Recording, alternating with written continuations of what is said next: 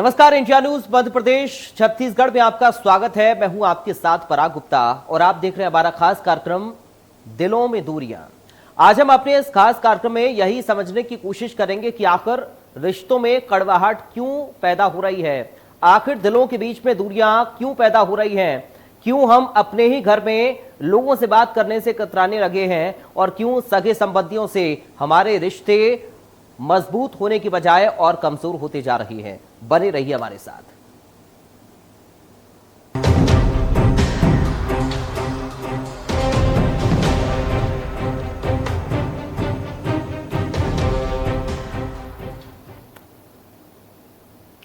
तो समझने की जरूरत है कि आखिर रिश्तों में कड़वाहट की प्रमुख वजह क्या है। दरअसल मोबाइल आज के दौर में रिश्तों में कड़वाहट की मुख्य वजह बनकर सामने आ रहा है। लोग अपने रिश्तों को बनाए रखने के लिए क्या क्या जतन नहीं करते, लेकिन फिर भी दूरियों का एहसास कम नहीं हो रहा। आप अपनों के पास होते हुए भी मोबाइल की वजह से अपनों से दूर होते चले जा रही हैं। स्मार्टफोन अपने रिश्तों में कड़वाहट घोल रहा है। कई बार आप पूरे परिवार के साथ डिनर कर रहे होते हैं, उस वक्त परिवार में हर कोई अपने मोबाइल में व्यस्त होता है। जरा सोचिए, परिवार के साथ होते हुए भी आप परिवार से दूर हैं। इतना ही नहीं, छोटे छोटे बच्चों से इस स्मार्टफोन ने तो उनका बचपन ही छीन लिया। बच्चे आजकल ग्राउंड पर खेलने की बजाय मोबाइल पर गेम खेलना पसंद करते हैं, जिससे बच्चे शारीरिक गतिविधियों से दूर होते जा रहे हैं, जिसका उनके मस्तिष्क पर दुष्प्रभाव रहता है। तो आखिर सवाल यही है, क्या ये मोबाइल बच्चों से उनका बचपन छीन रहा, ये मोबाइल रिश्तों में कड़वाहट पैदा कर रहा, तो क्या इसका हल है? आज इसी मुद्दे पर हम करेंगे चर्चा। हमारे साथ एक खास पैनल भी होगा, लेकिन उससे पहले आपके लिए जान लेना जरूरी है।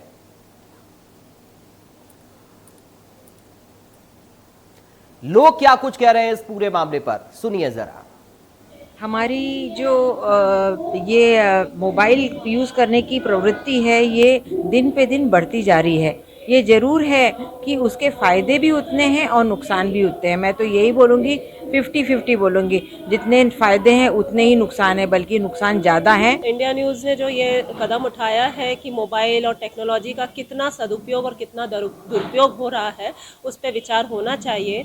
तो मैं इसके बिल्कुल फेवर में हूँ कि हमें सोचना चाहिए अपने संस्थान में, अपने कर्म क्षेत्र में, एवं जहाँ पर भी हम यूज़ कर रहे हैं, घरों में जिस प्रकार से हम मोबाइल का यूज़ कर रहे हैं, टेक्नोलॉजी का यूज़ कर रहे हैं, उसमें हम देख रहे हैं कि हमारा स्क्रीन टाइम लगातार बढ़ता जा रहा है। पहले एक समय था जब 2 घंटे के लिए दूरदर्शन आता था और आप उतना ही देख करके संतुष्ट हो जाते थे। आज मनुष्य की ये स्थिति है कि उसे जितना भी देखने के लिए मिल रहा है, वह साइट पे जा के ढूंढ रहे हैं, सर्च कर रहे हैं। उन्हें ये लगने लगा है कि हमारा नॉलेज बढ़ रहा है, पर क्या सही में हम नॉलेज बढ़ा रहे हैं या अपने आप को इस एक विचित्र सी दुनिया में घेरते जा रहे हैं? देखिए, कोई भी चीज़ का अति, मतलब एक संस्कृत में कहावत है ना, अति सर्वत्र वर्जयेत, वैसी कहानी हो गई आजकल टेक्नोलॉजी के साथ भी। पैंडेमिक के आने के कारण हमें मजबूरन टीचर्स को, स्कूल्स को, और कनेक्टिविटी बनी रहे, बच्चों की एजुकेशन चलती रहे, इसलिए मोबाइल लैपटॉप देना पड़ा। पर मुझे लगता है जैसे एक डबल एजेड स्वॉर्ड, दो मुखी तलवार रहती है, वैसी वाली कहानी है आजकल मोबाइल और उसके साथ। हमें as parents, as society members और डॉक्टर होने के नाते हर इस चीज़ का उपयोग कभी भी बहुत हद तक अच्छा नहीं रहता, ना आँखों के लिए, ना ब्रेन के लिए। अल्टीमेटली रेडिएशंस हैं जो नुकसान करती हैं। पर हमें खुद को, अपने बच्चों को इसकी ट्रेनिंग देनी पड़ेगी कि बहुत ज़रूरत पड़े तो ही हम उनको मोबाइल दें, ना कि उन पर डिपेंडेंसी बढ़े। और जैसे दवाई अगर थोड़े उसमें पोर्शन में दी जाए तो वो दवाई कहलाती है, और उसी को हम ज़्यादा दे दें तो वो जहर का काम करती है। मोबाइल के अच्छे भी परिणाम हैं कि आप अच्छी पढ़ाइयाँ कर सकते हैं। जो पढ़ाई हम किताबों में बहुत दिनों तक ढूंढते रहते थे, वो आजकल गूगल की मदद से 10 तरह के उस पर आर्टिकल्स उसी समय मौजूद हो जाते हैं, जिससे हम अपना ज्ञानवर्धन कर सकते हैं। पर दूसरी एक सबसे बड़ी समस्या ये हो गई है कि ज्ञान लेना तो दूर की बात, लोग उसमें गेम पूरे समय खेलते रहते हैं बच्चे, और उस गेम का ऐसा एडिक्शन हो जाता है कि वो उसी में लगे रहते हैं, घंटों उसी में लगे रहते हैं। तो आज स्मार्टफोन पर ही हम चर्चा करेंगे कि आखिर ये क्या बला है। बच्चों से उनका बचपन छीन रहा है, लोगों से उनका अपनापन छीन रहा है। सवाल ये है कि जब हम एक ही घर में मौजूद होते हैं तो हम एक दूसरे से बात नहीं करते बल्कि अपने फ़ोन से बात करते हैं, और फ़ोन में बच्चे जो एक्टिविटी करते हैं उसका कितना दुष्प्रभाव बच्चों के ऊपर पड़ रहा है, उनकी मानसिक सोच क्या बन रही है, इसको आज हम समझने की कोशिश करेंगे। हमारे साथ कुछ खास मेहमान जुड़ गए हैं, सीधा आपका परिचय करा दें। हमारे साथ मनोवैज्ञानिक हैं डॉक्टर संजीव त्रिपाठी। डॉक्टर संजीव, आपका स्वागत है। हमारे साथ काउंसलर है रीता तुली जी, आपका स्वागत है। हमारे साथ गृहिणी हैं सुचिता चोपड़ा जी, आपका स्वागत है। सबसे पहले डॉक्टर संजीव, शुरुआत में आपके साथ कर रहा हूं, ये स्मार्टफोन के नुकसान ज्यादा हैं या फायदे, या फिर 50-50? डेफिनेटली अगर टेक्नोलॉजी आई है और हमारे विकास के साथ जब हम इस मोबाइल को देखते हैं तो डेफिनेटली इसके फायदे ज्यादा हैं। हम ये नहीं कहेंगे कि 50-50 है। कुछ नुकसान है, वो सिर्फ इसलिए है कि हम उसको प्रॉपर उसका यूज नहीं कर रहे हैं जो हमको करना चाहिए जी। हम उसका ज्यादा अधिक उपयोग कर रहे हैं, उसका नतीजा हमारी लाइफ स्टाइल में पड़ रहा है, हमारे रिलेशनशिप में पड़ रहा है। तो हमको सबसे पहले तो जरूरी है कि हमको उसका लिमिटेड यूज करना है। उस लिमिटेड यूज की को अगर हम सही रखेंगे और उसका जो प्रोडक्टिव यूज होना चाहिए, जो क्रिएटिव यूज होना चाहिए, अगर हम वो सही रखेंगे तो फिर मोबाइल अपने आप में कोई समस्या नहीं है। समस्या उसको ठीक से ना उपयोग कर पाने के कारण। ठीक है रीता जी, आपके पास में आ रहा हूं। सवाल यह है कि आजकल हम अपनों से कम बात करते हैं, मोबाइल से ज्यादा बात करते हैं। क्या ये एक बड़ा कारण है लोगों के बीच में दूरियां पैदा करने का? बहुत बड़ा कारण है। और मोबाइल जो है, देखिए इसका यदि हम सकारात्मक अगर इसका उपयोग करते हैं तो बहुत अच्छी चीज है, और यदि हम इसका नकारात्मक यूज कर रहे हैं तो इसका नुकसान ही हो रहा है। इससे आपको मालूम है जो आज इतनी तेजी से परिवार टूट रहे हैं, इसका सबसे बड़ा कारण मोबाइल फोन ही है। मोबाइल फोन के कारण ही परिवार टूट रहे हैं। जब ये मोबाइल फोन नहीं थे तो वैवाहिक जिंदगी सालों साल चलती थी, लेकिन आजकल तो टूटने में एक पल भी नहीं लगता है। और बच्चों के ऊपर इसका सबसे ज्यादा असर हो रहा है मोबाइल फोन का, क्योंकि अभी आपको मैं बताऊं, जो बच्चे गेम खेल के उसमें ऑनलाइन परचेसिंग करते हैं और अपने पेरेंट्स के अकाउंट में से पैसा निकाल लेते हैं। तो अभी ऐसी भी कंप्लेन आई मेरे पास में, तो उनके साथ मेरा अभी काउंसलिंग चल रही है उस बच्चे के साथ में।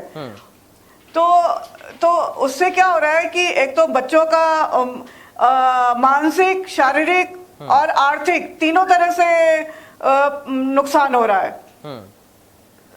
लेकिन इसका यदि अगर आप इसका अगर सकारात्मक पहलू देखें तो कोरोना काल में इसने आपस में लोगों को जोड़ने का भी काम किया है, जोड़ने का काम किया है कोरोना काल में। नहीं तो अगर ये मोबाइल फोन नहीं होता तो लोग एक दूसरे से बात भी नहीं कर पाते। और वीडियो कॉल करके एक दूसरे को देख लेते थे। इवन कि आप ये भी देखा गया है कि लोगों की डेड बॉडी मोबाइल फोन से ही दिखाई गई है। तो दोनों तरह की बातें हैं। अगर हम सकारात्मक उपयोग करें तो बहुत अच्छा है, और नकारात्मक करेंगे तो नुकसान ही नुकसान है इससे। चलिए हम सुचिता जी के पास चलते हैं। लगता है वो क्योंकि बड़ी बेहतरी से इसको समझती होंगी। सुचिता जी, कैसा प्रभाव पड़ता है स्मार्टफोन का बच्चों के ऊपर? पड़ता है स्मार्टफोन का बच्चों के ऊपर। पहले बच्चे स्कूल से आते थे, पेरेंट्स उनसे पूछते थे कि आपने स्कूल में क्या किया है क्या नहीं किया। आजकल बच्चे स्कूल से आते हैं, सबसे पहले मम्मा आप फोन दे दीजिए तो ही हम खाना खाएंगे, गेम खेलेंगे। बहुत नकारात्मक प्रभाव पड़ रहा है। पहले मतलब फैमिली में भी आजकल एक रूम में यदि 10 लोग भी बैठे जी जी सुचिता जी, आप बोलिए, आपकी आवाज आ रही है।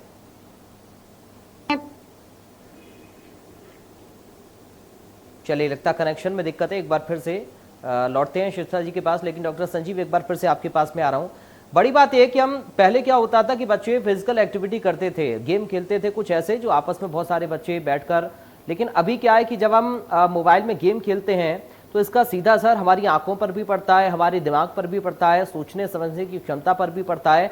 और सबसे बड़ी बात यह है कि शारीरिक रूप से क्या बच्चे कमजोर हो रहे हैं ऐसी एक्टिविटी से? पहले जो फिजिकल एक्टिविटी थी ग्राउंड पर खेलने की, वो ज्यादा बेहतर थी मोबाइल से, अगर हम इसका कंपैरिजन करें तो। डेफिनेटली जो फिजिकल एक्टिविटीज होती थी, जो गेम आउटडोर गेम होते थे बच्चों के, या गली गेम जिनको हम कह रहे हैं, गली के जो खेल होते थे हमारे, उनसे बच्चों में बहुत सर्वांगीण विकास होता था, उनमें साइकोमोटर डेवलपमेंट होते थे, उसमें उनका सोशलाइजेशन होता था। ऐसी बहुत सारी चीजें जो साइकोलॉजिकली जरूरी होती है साइको सोशल डेवलपमेंट के साथ साथ बच्चों में जो विकास जरूरी होता है फिजिकल डेवलपमेंट के साथ साथ, वो भी जरूरी है। तो मोबाइल की वजह से वो प्रभावित हुआ है, बहुत ज्यादा प्रभावित हुआ है। तो इसमें अगर हम पूरा दोष अगर बच्चों पर दें तो गलत होगा, क्योंकि बच्चे तो हमसे ही सीखते हैं।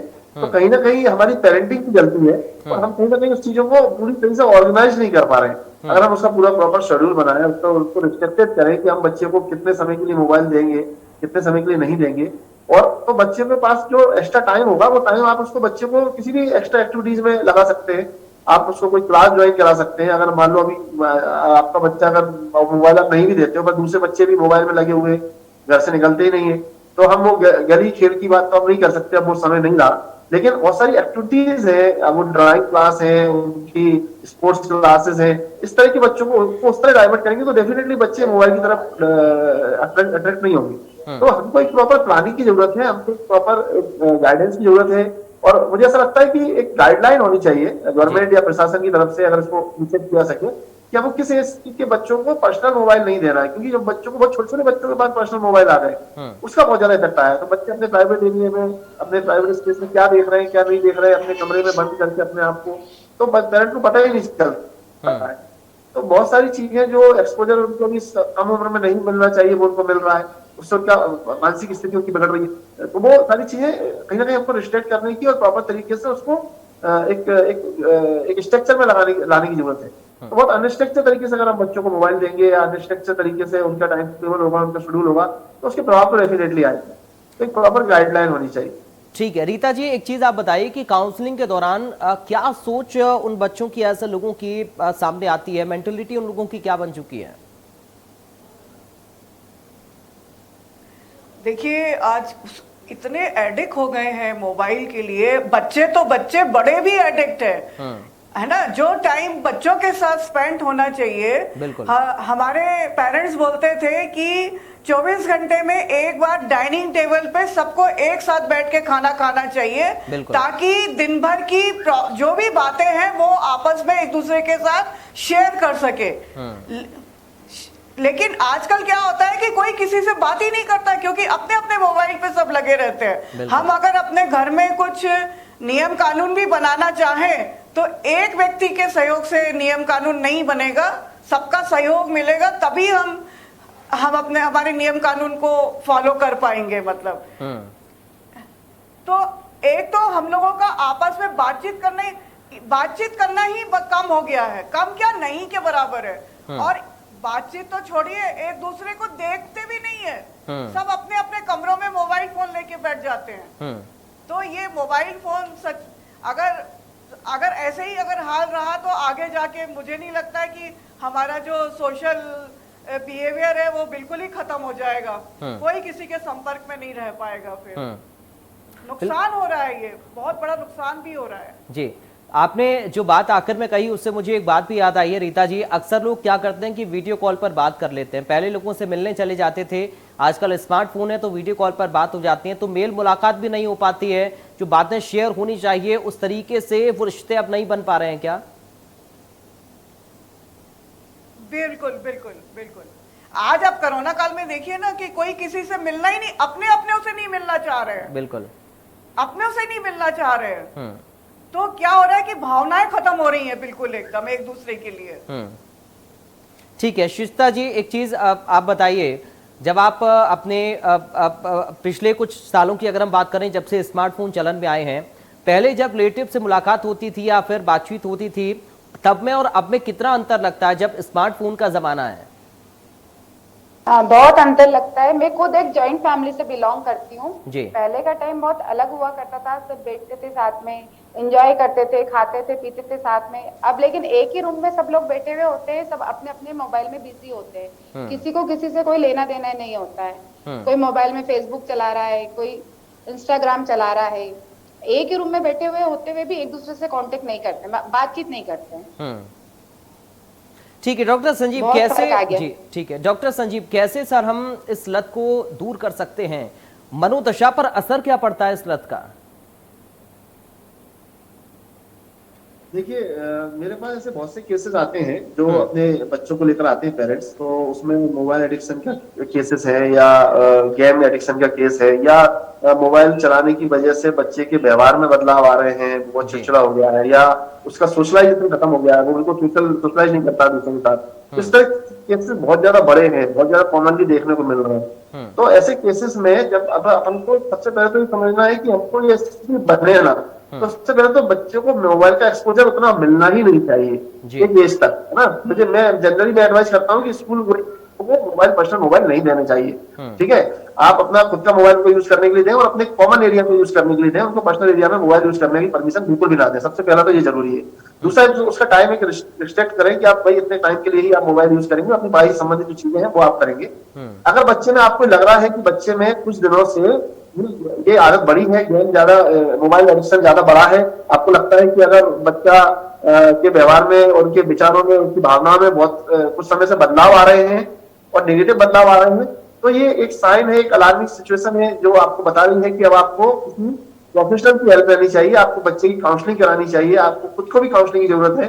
पेरेंट्स को ऐसे केसेस में बहुत ज्यादा काउंसलिंग की जरूरत होती है कि वो बच्चों से कैसे डील करें, जो कैसे इस तरह से हम एकदम से पहले आपने दिया और एकदम से वापस ले लें आप उससे, वो भी गलत होगा। तो उसको कैसे धीरे धीरे हम उसको उसमें बदलाव लाएं, कैसे उसकी प्रॉपर तरीके से उसको मोबाइल से दूर करें और दूसरी चीजों से जोड़ें, ये सारी चीजें काउंसलिंग से और साइकोथेरेपी से, बिहेवियर थेरेपी से बहुत अच्छे तरीके से मैनेज किया जा सकता है। ठीक है डॉक्टर संजीव, मैं चूंकि अब हम आखिरी चरण में हैं इस चर्चा के, तो आखिर में संदेश आपसे मैं चाहूंगा, लोगों के लिए आप क्या संदेश देना चाहेंगे, खासकर बच्चों के लिए भी, पेरेंट्स को भी उतना ज्यादा ध्यान रखने की जरूरत है, क्योंकि जैसा हम करते हैं अभी, जैसा हम जिक्र भी कर रहे थे, वैसा ही उसका असर बच्चों पर भी पड़ता है।